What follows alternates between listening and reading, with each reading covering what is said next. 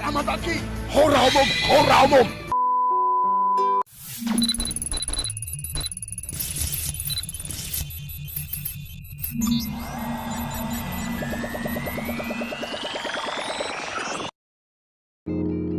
Tidak ada seorang pun yang tahu bagaimana cara untuk menyebutkan secara ringkas fenomena jualan mimpi yang dapat mengumpulkan uang yang begitu banyak dalam waktu singkat, menghimpun orang-orang yang begitu bebal, spekulator, manusia tak tahu diri, tak tahu malu, yang pandir bukan main tapi berlagak jenius, yang rela mati demi membela permainan, mimpi dan semua omong kosong dari bisnis yang sebetulnya bodong.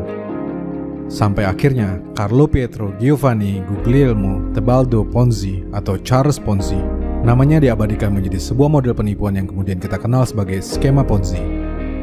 Tapi bahkan hingga lebih dari 100 tahun istilah tersebut dikenal, skema Ponzi terus saja eksis di tengah masyarakat, digemari oleh berbagai kalangan, digandrungi oleh para pencintanya.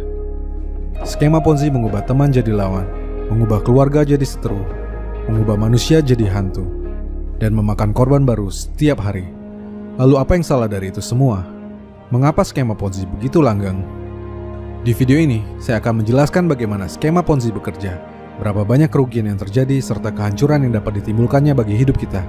Saya juga akan menerangkan bagaimana cara kita mengenali skema Ponzi, dari yang terang benderang, hingga yang dibalut oleh segala macam kamuflase yang mengaburkannya, dan mengapa kamu dan seluruh keturunanmu harus menghindari skema semacam ini untuk selama-lamanya. Mari kita mulai. Skema Ponzi adalah modus investasi bodong yang membayar keuntungan kepada para investor dari uang mereka sendiri atau uang yang dibayarkan oleh investor berikutnya. Daya tarik utama dari skema Ponzi terletak pada kemudahannya, balutan bisnis-bisnis hebat, dan make up para anggotanya yang mengaku sukses sembari memberikan iming-iming keuntungan yang jauh lebih tinggi dibandingkan investasi lainnya tanpa membutuhkan waktu yang lama. Dari Charles Ponzi hingga Bernie Madoff dan semua yang berada di antaranya atau sesudahnya, skema Ponzi selalu sukses memanfaatkan dua sisi paling lemah dari manusia, yaitu bodoh dan serakah. Dalam perjalanannya, skema Ponzi terus berevolusi menggunakan bungkus-bungkus yang baru, dari perusahaan investasi kacangan tempo dulu hingga aplikasi-aplikasi zaman now yang cetar membaheno. Tak jarang, skema ini mendompleng nama-nama terkenal sebagai contoh suksesnya, membuatnya seolah jadi bagian dari model bisnis masa kini dengan istilah-istilah yang keren, bahkan melabeli dirinya dengan agama tertentu, padahal semua itu adalah bohong dan bodong. Dengan menampilkan jas dan dasi, rumah gedongan, mobil sport, hingga yel dan mantra-mantra, bisnis Ponzi menular dengan cepat di antara satu orang ke yang lainnya, menjangkiti ring-ring terdekat dari sahabat dan keluarga, menggerogoti masyarakat, menyebarkan satu pesan bahwa menjadi kaya raya itu mudah, tak usah kerja keras, tak wajib banyak belajar, tak perlu susah-susah, cukup ikuti saja jejak mereka dan simsalabim, maka sukses itu datang. Padahal, sukses insan adalah bisikan setan. Sekarang saya akan memberikan ilustrasi bagaimana cara kerja skema Ponzi dan mengapa itu sangat berbahaya bagi kita. Ada banyak sekali produk yang dapat dijadikan media untuk membuat sebuah skema Ponzi. Dari bisnis ternak kambing sampai menonton iklan. Namun tak peduli apapun bentuknya, itu semua hanya digunakan sebagai gimmick belaka. Cuma bohong-bohong. Tak ada produk yang legit atau uang yang betul-betul diinvestasikan dalam skema Ponzi.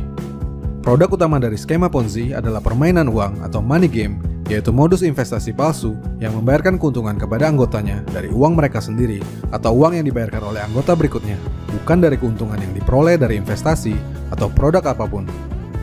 Pada umumnya, skema Ponzi akan menggunakan sistem jejaring ke bawah yang berbentuk seperti piramida, sehingga meski sedikit berbeda, skema Ponzi juga kerap disebut sebagai skema piramida.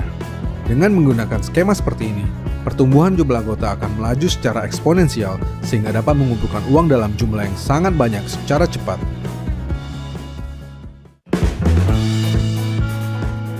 Setiap orang yang bergabung ke dalam bisnis harus membayar sejumlah uang, baik sebagai joining fee, investasi, maupun pembelian produk. Itu adalah yang paling sering dilakukan. Namun belakangan, tak sedikit skema Ponzi yang dibalut dalam program-program gratisan. Gratis di sini tentu hanya sebagai modus untuk menarik perhatian, sebab pada prinsipnya hanya mereka yang membayar yang bisa mendapatkan uang dengan cepat. Yang gratisan ya cuma lucu-lucu doang. Skema Ponzi menawarkan iming-iming keuntungan yang tak cuma besar, tetapi juga pasti dalam jangka waktu yang singkat.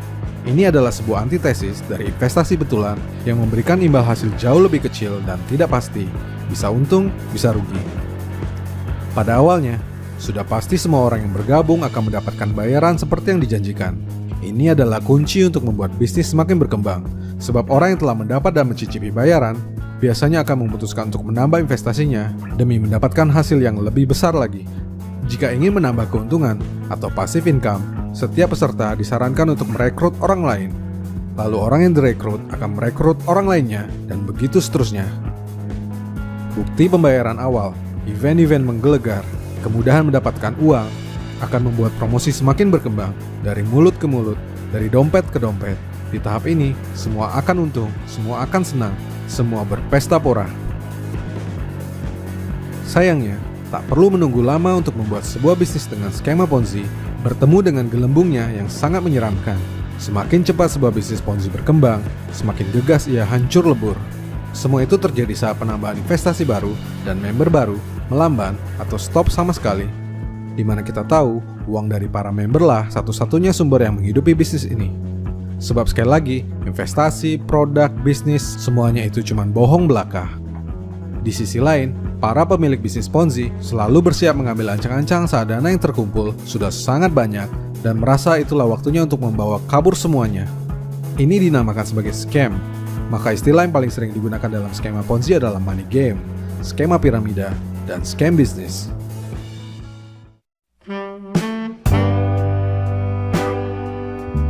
Setelah gelembung terjadi, berbagai istilah dan peristiwa dalam skema Ponzi akan lumrah terjadi, melibatkan para simpatisan, para nyangkuters, dan anggota-anggotanya yang super dungu, diantaranya restart, fase 2.0, maintenance system, aplikasi diserang kompetitor atau hacker, gara-gara Jokowi, atau teriakan-teriakan long life yang terdengar kian parau. Dan saking gilanya, tak jarang momen tersebut dimanfaatkan pula oleh pemilik bisnis Ponzi untuk merampok uang lebih banyak lagi dengan mensyaratkan penambahan dana hanya untuk mencairkan dana yang sudah dimasukkan sebelumnya, membuat para pesertanya seperti sudah jatuh, tertimpa tangga. Pada akhirnya, semua peserta, terutama yang masuk belakangan, akan dirugikan dan nangis bombay. Tapi nasi sudah jadi bubur. Keserakahan dan kebodohan telah menghancurkan semuanya. Dalam 10 tahun terakhir, tercatat hampir 100 triliun rupiah kerugian uang masyarakat yang timbul dari investasi bodong dan skema Ponzi di Indonesia. Tapi ia toh terus berulang dan berulang dan berulang. Lalu apa yang salah dari itu semua? Jangan-jangan bukan jumlah uang fantastis itu yang jadi kerugian terbesarnya. Sebab jika kita perhatikan dengan lebih seksama, seseorang yang pernah mengikuti skema Ponzi biasanya akan cenderung untuk mengikuti skema Ponzi lainnya. Malah bukan tak mungkin, itu dilakukan terus-menerus sepanjang hidupnya. Ternyata, kerugian dan dampak buruk yang dapat diberikan oleh skema Ponzi jauh dari sekedar uang. Skema ini dapat merusak otak para pengikutnya, merangsang mental kaya instan, membuatnya jadi pecandu, sekaligus secara bersamaan mengacaukan hati nurani dan melenyapkan rasa malu serta harga dirinya sebagai manusia. Tak sedikit dari para pecandu Ponzi yang sudah mengetahui bahwa bisnis yang sedang diikutinya adalah skema Ponzi, tapi tetap saja mereka mengikutinya hanya demi mendapatkan keuntungan instan dengan taktik masuk duluan supaya tak menjadi korban. Boro-boro berpikir jika uang yang mereka dapatkan akan berasal dari kerugian orang lain, mereka bahkan tak ragu untuk mengajak orang-orang terdekatnya. Jika bisnis scam, mereka lantas menghilang, lalu muncul kembali bulan depan, mempromosikan bisnis Ponzi yang lain seolah tak pernah terjadi apa-apa. Tentu dengan yel-yel, slogan-slogan, dan iming-iming baru yang tak kalah menggiurkan. Kan kampret. Maka, sebelum Ponzi merusak otakmu, merampas harga dirimu, menghabiskan waktumu dengan percuma, membumi hanguskan rasa kemanusiaanmu, membuatmu jadi manusia yang serakah dan luar biasa kejam, pesan saya, selalu hindari bisnis semacam ini dan jangan pernah untuk mencobanya. Sebab uang bisa dicari, tapi otak yang rusak, hati nurani yang hilang, akan sangat sulit untuk diperbaiki. So, berikut beberapa cara untuk mengenali skema Ponzi.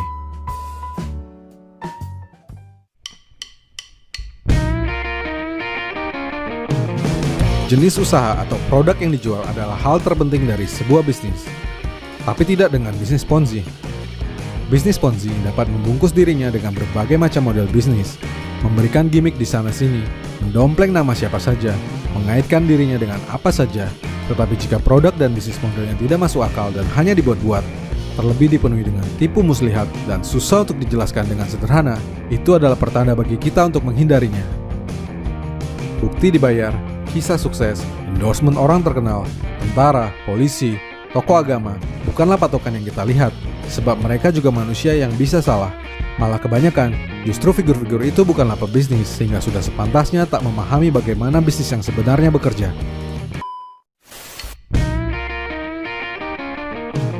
Tidak semua bisnis yang menggunakan yel-yel, gimmick-gimmick, jas dan dasi, mobil mewah, pamer kekayaan, iming-iming hasil instan, menjual mimpi adalah skema Ponzi. Tapi hampir seluruh bisnis Ponzi menggunakan itu semua dalam pemasarannya. Tidak ada satu jenis investasi atau bisnis apapun di dunia ini yang dapat memberikan pengembalian pasti dengan hasil tinggi dalam waktu yang cepat. Hanya bisnis berskema Ponzi yang dapat melakukannya. Maka jika ada bisnis yang mudah dilakukan, tetapi memberikan hasil yang pasti, cepat, dan jauh melebihi yang lainnya, maka itu adalah pertanda bagi kita untuk menghindarinya. Selain itu, rekrutmen tak boleh jadi yang utama. Referral, afiliasi, program member get member, dan sejenisnya adalah hal yang biasa dalam sebuah bisnis dan skema investasi.